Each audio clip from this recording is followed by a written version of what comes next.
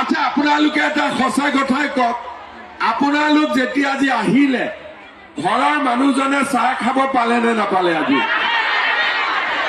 নাই পোৱা। এতিয়া মোকে গালি দিব নেকি? CM মাতি লৈ গল। মই যাতে গালি নাখাওঁ দেই। কিন্তু আৰু আজি যদি আপোনালোকে চেকখন লৈ নাযায় ঘৰত আপোনালোকক বহুত জোকাব। কিন্তু হয় নে নহয়?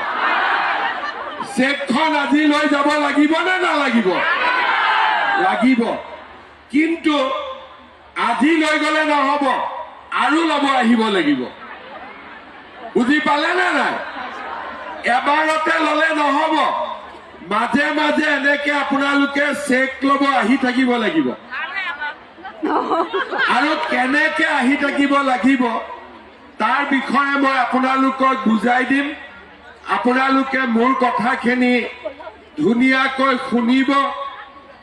এইখন এখন বহুত ভাল আঁচনি, আৰু আপোনালোকে যদি মোৰ কথা মতে চলে আপোনালোক বহুতখিনি আগুৱাই যাব পাৰিব।